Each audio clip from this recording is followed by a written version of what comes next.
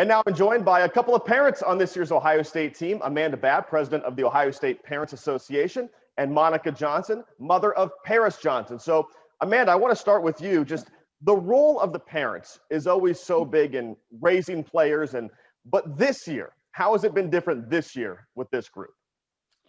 I would say it's been when I signed on to be the president of the Parents Association, I thought I would be planning tailgates and, getting the parents together before the games and having some events and, really trying to bring that family kind of atmosphere to the parents at the same that we have for all of the players, kind of that brotherhood, but, from the parent side. So it's been a little bit different, I would say, this year in that we haven't had any events. We haven't had to spend or got the opportunity to spend a lot of time with some of the parents. And then we ended up fighting for a season. I mean, that was part of our role, it seemed like, which I never anticipated when I took this position back last January. Monica, what was it like to go from mother of a Buckeye to ambassador for the Big Ten and NCAA? Because that was a mind-blowing transition that happened almost overnight.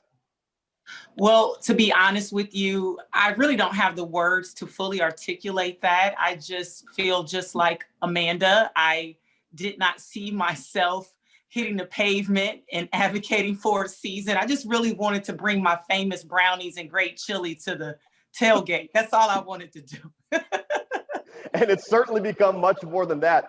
Amanda, the process to get the Big Ten to listen to you and the parents, what was that like? I mean, was there ever a point where you thought, we're not going to play football, and you just wanted to give up? Well, I never wanted to give up, right? I mean, there was definitely some days where it seemed like we weren't making any progress, but then we would get some good news, and then you would see the Twitter, it was just a kind of a roller coaster ride back and forth, right? Yeah. So we started out having a season. 6 days later, they canceled it. We had a Zoom meeting, I think, with Coach Day, and he was like, we'll just prepare for January. And, I think me, the board, and all of the parents, we just weren't ready to accept that, right? We wanted a season. We wanted a chance to be able to participate in the fall and have the opportunity to hopefully make the college football playoff. And that's what we fought for. And so. Monica, the role of a mother in dealing with your son, Paris, what was his disappointment like? And what do you say to a child who works their whole life for something and then they thought it was taken away? Well, that's a loaded question. Paris was on an emotional roller coaster, and I must say I was on that ride with him. Paris early enrolled into Ohio State with his hope of having an amazing off-season workout, and we all know that was short-lived because of the pandemic that we're currently in as a country. So Paris had to come home like all the other boys on the team. He had to come home and quarantine. And then once he was able to go back in the summer and started training, Coach Day never once promised us a season, but he did tell us that if we work hard during these different protocols and steps that was given to us, that can lead to an opportunity of having a season. And so when we found out, and when I say we, the players, the coaches, the parents found out that it was going to be a season and the schedule came out, we were elated.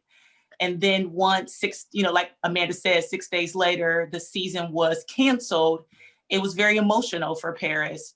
I would say that he went through the stages of grief. I don't think we ever got to acceptance. And I think I could speak for Amanda and the parents by saying that, because we truly fought for a season. We fought for answers and transparency because we just really wanted to know why the season was canceled. But Paris remained faithful. He's very strong in his walk with the Lord. And so he just really relied on his faith. He relied on his brothers on the team just to push through.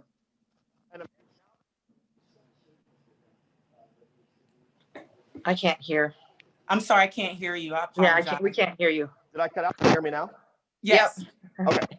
Must be a bad mic. All right, we'll start from here. So, okay, Amanda, now it hasn't been the season we wanted, maybe the season we hoped, no Michigan game, some other stuff. But as a mother, have you been able to at least attend the games? Or let me think how to reword this. Have you been able to go to the games, Amanda? Yeah, and I'm Kamryn's stepmom, I want to. Gotcha, yeah. All right, 3, 2, 1. Okay, yes. I'll go ahead and start, Amanda. 3, 2, 1. Okay, Amanda, we did get the season. It wasn't the season all of us hoped, but what has it been like for these parents who, don't maybe get to do the post-game hug or the post-game dinner, all the things you would normally do? That's been really hard. I mean, we were very appreciative to be able to attend the 3 games that we did get to go to, but typically after the game, we're spending time with our players. That's the only time we get to see them is pretty much on the weekends. And this year, because of maintaining that bubble and maintaining that protocol, all we really got was maybe a wave at the end and I'll call you in a FaceTime. And so, I know for us, we haven't seen Kamryn in person, like to actually be able to give him a hug since August. And so it's been really hard. And then when games got canceled, or then when they weren't allowing some of the parents to go to some of the games, I think we weren't able to go to the Indiana game. That was like our one opportunity to actually lay eyes on our kids. And so it's been rough. It's been a long season. I think not just for the parents, but I think for the players as well.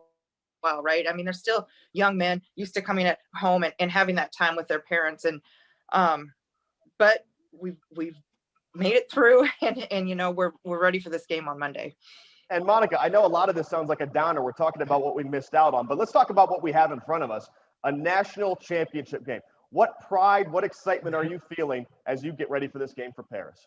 Just gratitude. I have so much gratitude because we're here. And we went from no season to fighting for a season and battling COVID as a team to now we're finally here. And when others said that we didn't even deserve an opportunity to even be here. So I'm very grateful that we're here and we're able to come together and support our sons. Amanda, I'm a big believer that we learn so much about life through sports, but this year's been interesting because I think we've learned a lot about life by not playing sports as well. What do you take away from this up and down season? I think Monica talked about it. Your faith is important, right? To continue to believe and have that. I don't know. It's just been a long journey, finding what kind of brings you back, right? So if it's your faith or whatever, your family, and, making sure that those relationships are good because, in times like this, it's hard, from the mental capacity and things like that. So really coming back to your base, right? And really finding how you can move forward in times of difficulty. Monica, Amanda, do we have a prediction on the game? I mean, this is a pregame show. I'm just curious what you think. Well, Ohio State I'm going to say 12. Sounds good. Monica? I say 10. 10.